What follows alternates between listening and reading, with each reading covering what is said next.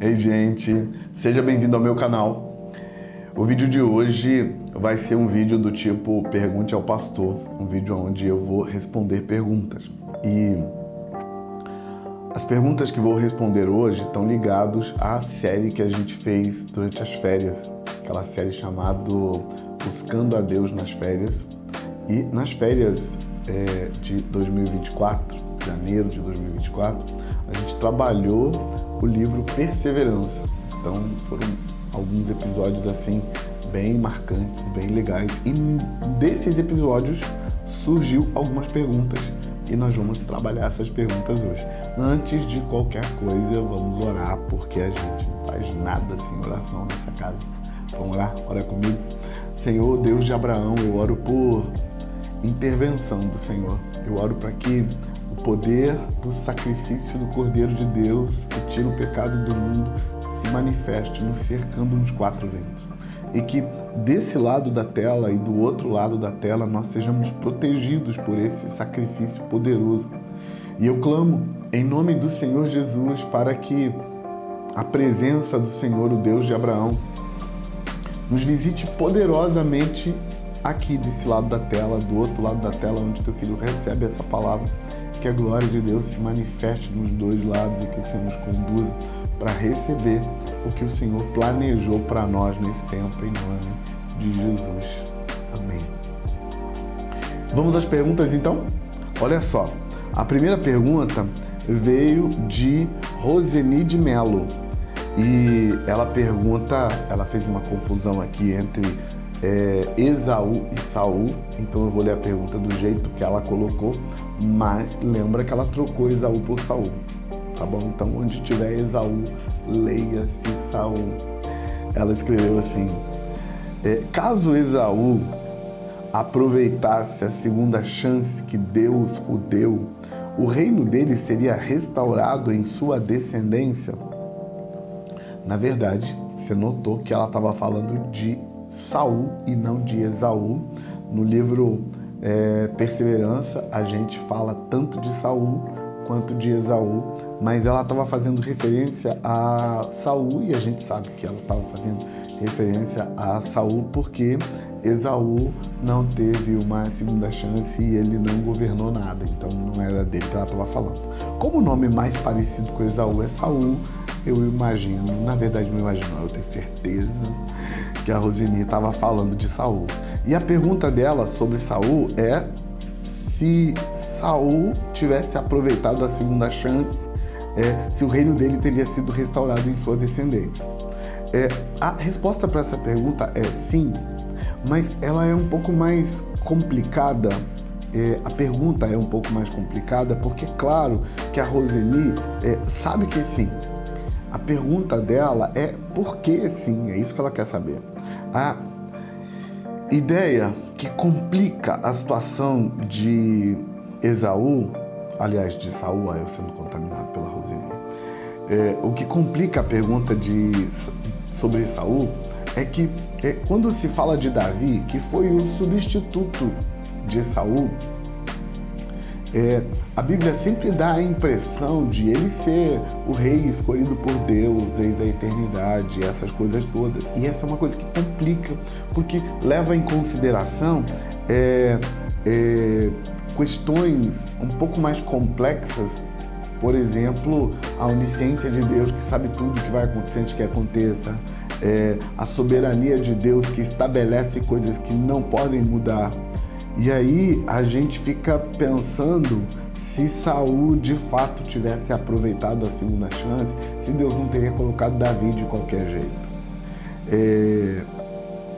E uma das coisas que eu quero chamar sua atenção para isso é para o fato de que, sim, Deus sabe todas as coisas e desde um tempo eterno, Deus já sabia que Saul não ia passar no teste. E Deus, claro, deixou a história correr porque faz parte do sistema de relacionamento de Deus com os homens, que ele seja soberano no seu plano, no cumprimento do seu plano, mas que ele respeite os seres humanos quererem ou não quererem participar desse plano. Então, no caso de Saul, Deus deu uma voz de comando e ele desobedeceu a primeira vez. Deus deu uma segunda chance e ele desobedeceu na segunda vez. Mas o principal problema de Saul, que atrapalhava a perseverança dele, era um conjunto de inseguranças emocionais que faziam com que Saul, quando errasse, ele não voltava para Deus. Diferente de Davi, quando Davi errava, ele se voltava para Deus. Seres humanos, gente, não tem escolha de não errar, eles só têm escolha de o que vão fazer com os erros. Porque é humano errar. Os seres humanos não vão viver sem errar na vida. Mas o que eles fazem com os erros é que definem o futuro deles. E no caso de Saul, ele era essa pessoa que quando errava, não se arrependia, não se consertava. Quando ele errava, ele endurecia, se ensoberbecia, escondia o erro e atacava quem apontava o erro dele. Davi, ao contrário disso, Davi mostrava o erro, confessava o erro e trazia para perto quem atacava o erro dele. Quem atacava o erro de Davi era trazido para perto como ferramenta de conserto. Os profetas que foram usados por Deus para chamar Davi na responsabilidade foram acolhidos e tratados bem por ele. Os profetas que apontavam os erros de Saul eram odiados por ele, perseguidos por ele, se sentiam ameaçados por ele. Então, esse é o grande problema de Saul. Então, sim, se Saul tivesse aproveitado a segunda chance, a descendência dele teria sido confirmada numa dinastia sobre Israel e não seria a dinastia de Davi, seria a dinastia de Saul. E a razão por que Saul não foi confirmado é porque ele não se arrepende, ele não se conserta. E aí, outra pessoa assume o lugar dele. Deus sabe disso desde tempos antigos? Sabe. Mas a verdade é que o texto deixa claro que se ele tivesse se arrependido, se consertado, se resolvido com Deus, a dinastia dele teria sido confirmada depois dele. A terceira pergunta, eu vou voltar nesse assunto. E aí, a terceira pergunta vai jogar um pouco mais de luz sobre essa primeira, tá bom? Eu tô respondendo as perguntas na ordem que ela apareceu aqui para mim. E aí, quando eu estiver falando da terceira pergunta, vai ter um pouquinho mais de luz nesse tema. Vamos para a segunda pergunta, então, que foi de José Mauro Ferreira Fernandes. E a pergunta dele é: perseverança é parecido com fé? Gente, essa pergunta é muito comum, porque a fé e a perseverança, elas andam juntas de um jeito que é muito difícil você falar de uma sem falar da outra. Não dá para falar de perseverança sem falar de fé e não dá para falar de fé sem falar de perseverança. Porque fé é fé e perseverança é perseverança. Mas no mundo da relação com Deus, se não tiver perseverança, a fé não é fé. E se não tiver fé, a perseverança não é perseverança. Então as duas funcionam numa dobradinha sobrenatural que leva a gente longe. Para ajudar você, José Mauro Ferreira Fernandes, deixa eu ajudar você a entender o que é fé. Fé é a decisão de confiar em alguém. O que é perseverança? A perseverança é continuar firme nessa fé, vencendo as intempéries e as resistências que nos convidam a desistir. Aí, essa fé que confiou, ela não vai ser fé de verdade se ela não passar pelo teste da perseverança. E essa perseverança não vai ser perseverança se o que motivou ela não foi fé. Se o que motivou ela foi, por exemplo, um desejo pirracento de conseguir o que quer. Algumas pessoas confundem fé com um desejo obsessivo. de conseguir algo. Por exemplo, ela quer muito determinado carro, então ela diz que ela tem fé. Mas a fé não se volta para um objeto, o carro. Ela se volta para uma pessoa, Deus, a quem ela está orando e falando sobre o carro. Então, quando a pessoa não tem fé de verdade, quando o que está operando nela é um desejo perracento, o que ela chamaria depois de perseverança na dobradinha não seria perseverança de verdade, seria obsessão. Então, para ter fé, tem que ter perseverança, para ter perseverança, tem que ter fé. Então, por isso, as duas coisas se entrelaçam e ficam muito parecidas. Não tem fé sem perseverança, não tem perseverança sem fé, e por isso as pessoas às vezes ficam perguntando se fé é perseverança e se perseverança é fé. São coisas diferentes, mas as duas só operam bem juntas, tá bom? Chego na terceira pergunta, que foi mandada por uma pessoa chamada R. Cesário. E eu não sei o que é o R, só sei que é R e é Cesário. E a pergunta do R. Cesário vai ajudar a gente a jogar um pouco mais de luz sobre a primeira pergunta. Olha a pergunta dele, ou dela, né? Esaú foi enganado por Jacó, comprou a primogenitura, foi abençoado pelo pai. Por que Deus não puniu Jacó? Pelo contrário, o abençoou em Peniel. Aqui, nessa pergunta sobre Esaú e Jacó, tem algumas questões que contam ponto e que tornam a coisa um pouco complicada mesmo. Antes disso, deixa eu ajudar você a entender a pergunta do Cesário. Na verdade, o Cesário está meio revoltado aqui, porque o sentimento dele é que Deus não foi justo. Mas por que ele está com o sentimento de que Deus não foi justo? Porque o Cesário pegou o bonde andando. Na perspectiva do Cesário, a coisa funciona assim, ó. O Jacó enganou o Esaú, comprando a primogenitura dele. Depois que ele enganou, comprando a primogenitura, ele enganou para tomar posse da primogenitura. Então, ele cometeu dois erros: o erro de enganar da primeira vez, o erro de enganar da segunda vez. E o Isaac liberou a bênção sobre o Jacó e não retirou a bênção depois. Então, tem algumas coisas que contam um ponto aqui, e a primeira é que essa história não começa ali com o Jacó enganando Esaú e comprando a primogenitura. Essa história começa antes.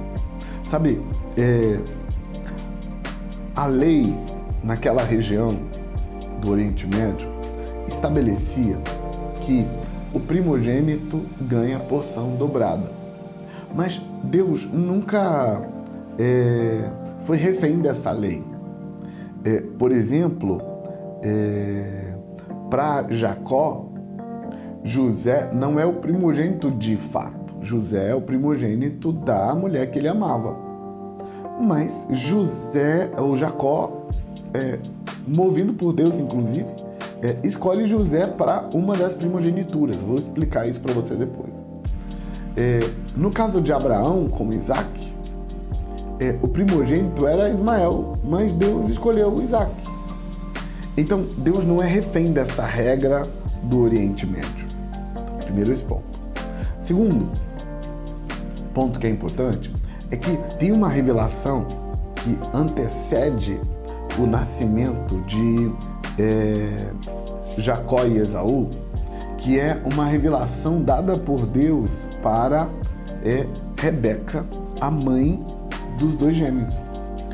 Quando Rebeca estava grávida de Jacó e Esaú, numa noite ela teve uma visão onde havia uma agitação dentro do ventre dela, e ela começou a orar, pedindo explicação por que ela teve aquela agitação dentro do ventre. E aí Deus falou para ela assim: 2 nações estão dentro do seu ventre, mas eu escolhi o menor para reinar sobre o maior. Então, os meninos ainda estavam no ventre, e já havia uma definição de Deus de quem vai fazer o quê. O escritor aos Hebreus, ele faz referência a isso e fazendo um aporte na perseverança, na capacidade divina de decidir o futuro. E baseado nessa soberania divina que aparece no texto, o escritor aos Hebreus diz que Deus é poderoso para dizer para o vaso que ele fez o que o vaso que ele fez vai ser. Então, Jacó já estava escolhido para ser o primogênito. Antes de nascer, Deus já tinha revelado isso para Rebeca.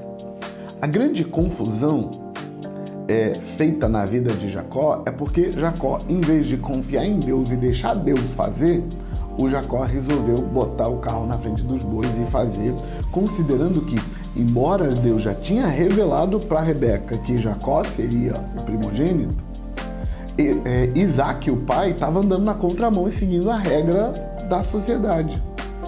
Isaac era bem conservador de padrões, então ele gostava desse negócio de vamos fazer o que é certo. E o que era certo? Esaú seria o primogênito.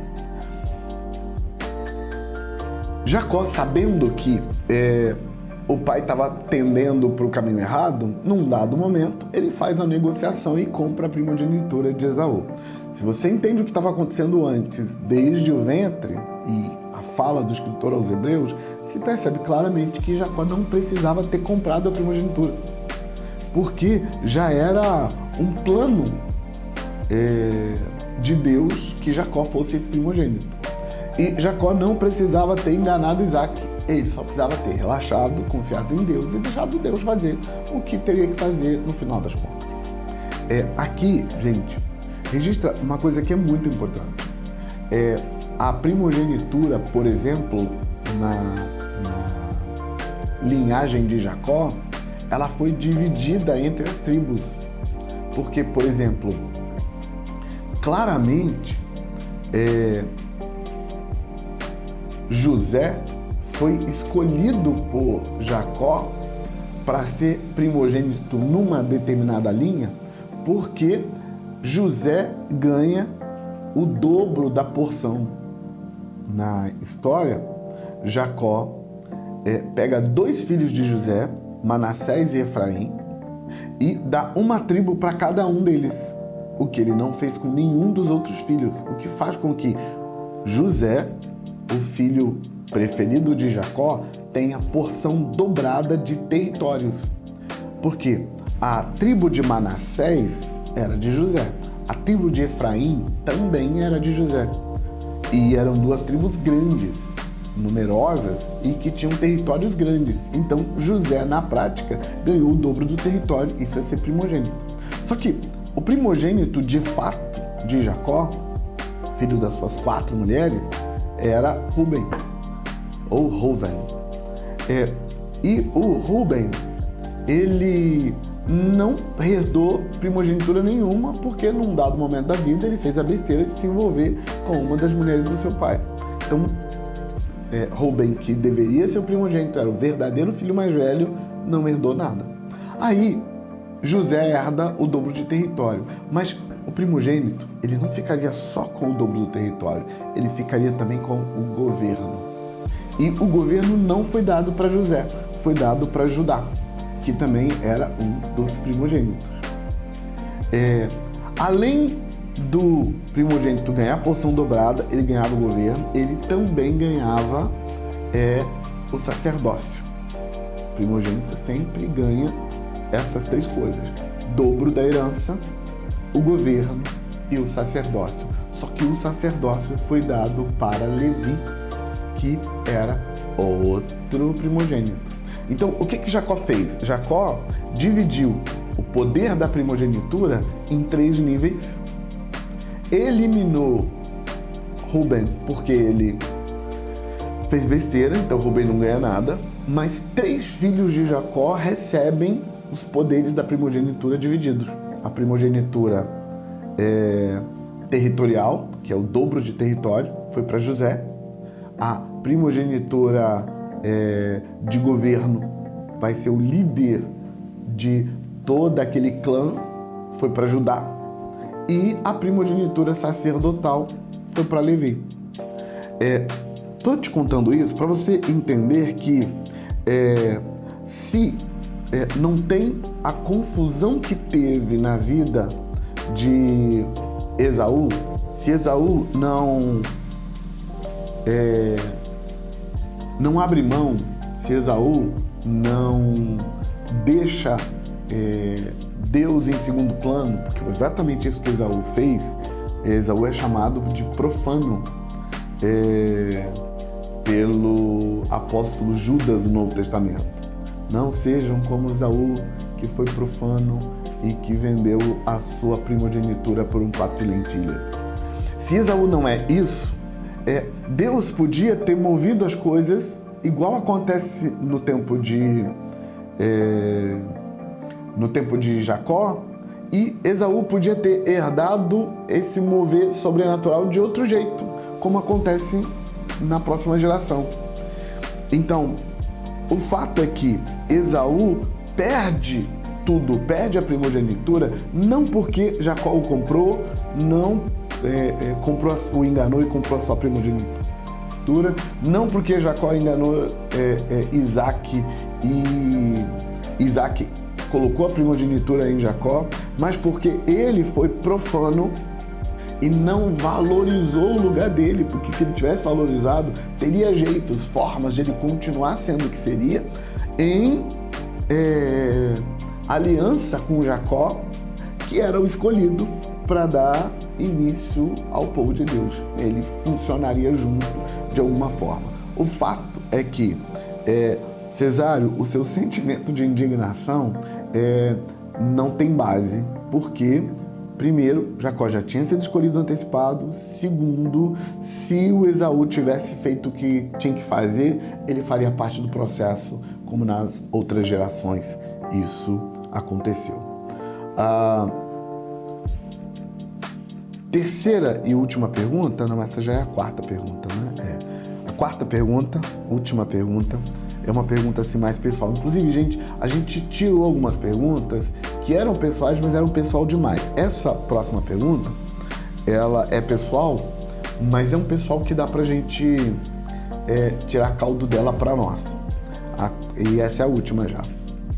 Quarta pergunta é: como saber se sou racional ou emocional? Essa pergunta foi feita por C.L. Gouveia. Também não sei o que significa C.L., mas Gouveia eu sei, é o sobrenome. E quando o Gouveia ou a Gouveia faz essa pergunta, como saber se sou racional ou emocional? Ela fez essa pergunta no contexto da perseverança. Porque a racionalidade e a emocionalidade sofrem com a perseverança de forma diferente. Uma pessoa racional é aquela pessoa que toma decisões muito mais baseadas em dados e fatos. Uma pessoa emocional é uma pessoa que toma decisões muito mais baseadas nas emoções que estão sentindo. O que complica na cabeça da pessoa racional para ela perseverar é quando ela faz cálculos e percebe que não vai dar certo. Por que eu vou perseverar num caminho que os meus cálculos dizem que não vai dar certo? Para uma pessoa emocional, o que complica para ela na perseverança é quando ela tem emoções na contramão daquela perseverança. Ela sente insegurança, sente medo, sente frustração, sente decepção, sente julgamento no mundo ao seu redor. Então, tanto o racional quanto o emocional podem ter problemas com a perseverança porque o seu sistema está andando na contramão da perseverança. E aí a pergunta do Gouveia é: como é que eu sei se eu estou sendo racional ou emocional? O básico de como você lida com a vida te define como mais emocional ou como menos emocional. Mas todo ser humano é tanto racional quanto emocional. As pessoas que gostam de fazer as comparações entre homem e mulher, eles costumam dizer que Os homens são 2/3 de racional e 1/3 de emocional. As mulheres são 2/3 de emocional e 1/3 de racional. É claro, gente, que isso é um apanhado geral e que isso não é exato para homens e nem para mulheres. Tem homens muito mais emocionais, tem mulheres muito mais racionais. Mas é válida a ideia, quando generalizado, que homens têm mais racional e mulheres têm mais emocional. Mas os dois têm racional e os dois têm emocional. Isso vale, no geral, para todos os seres humanos. Todos os seres humanos têm emoções fluindo e tentando governar a vida, e todos os seres humanos têm racional, avaliação lógica, tentando governar a vida. Então, são dois sistemas de governo tentando controlar a gente. E o básico é que, para perseverança, você não deve se render a nenhum dos dois. Para perseverança, você deve entender que perseverar é uma decisão baseada na fé. Eu confio em Deus, por isso vou perseverar. E eu não vou perseverar baseado no que sinto, nem baseado nos cálculos que eu fiz. Eu vou perseverar porque eu confiei em Deus e decidi que eu não abro mão de continuar confiando nele. Um personagem bíblico que viveu bem isso foi Jó, quando tudo ao redor dizia que era para ele abandonar tudo. Inclusive a própria esposa recomendou a ele que deixasse essa luta para lá, que se entregasse de vez. O próprio Jó disse que ele ia continuar firme e mesmo que Deus o matasse, ele continuaria confiando. Essa decisão de eu vou continuar confiando mesmo que eu morra no processo é a base da perseverança. Então, tanto o emocional quanto o racional podem andar na contramão da perseverança. E a gente sabe baseado em eu decido as coisas muito mais baseado no que eu estou sentindo, ou eu decido as coisas muito mais baseado no que eu sei, no que eu calculei. É isso que faz a diferença, respondendo aqui a pergunta do Gouveia. Com isso, eu termino. Gente, o Gouveia pode ser a Gouveia. Eu termino orando e dizendo para você que, se você tiver perguntas nas mensagens que você escuta aqui no meu canal, você pode comentar aí embaixo, colocando suas perguntas. O pessoal da produção vai filtrar as perguntas, lógico, porque como nessa série teve algumas perguntas que são de ordem muito pessoal, a pessoa está fazendo pergunta da vida pessoal dela, e não vale a pena trazer para cá. E aí a produção filtra essas perguntas, traz para nós, e aquelas perguntas que forem boas para falar aqui no ar e para abençoar pessoas através delas, a gente vai continuar trazendo, tá bom? Então você pode comentar aí embaixo, inclusive fazer perguntas nesse vídeo, tá bom? Senhor, eu oro por nós, eu oro para que a palavra trabalhada nessas perguntas seja a palavra de Deus para o coração do teu filho e da tua filha ali do outro lado da tela. Eu oro para que teus filhos sejam empurrados para o centro da sua vontade. Eu oro para que eles aprendam a arte da perseverança. Em nome do Senhor Jesus. Amém. Deus abençoe você. Até o nosso próximo vídeo.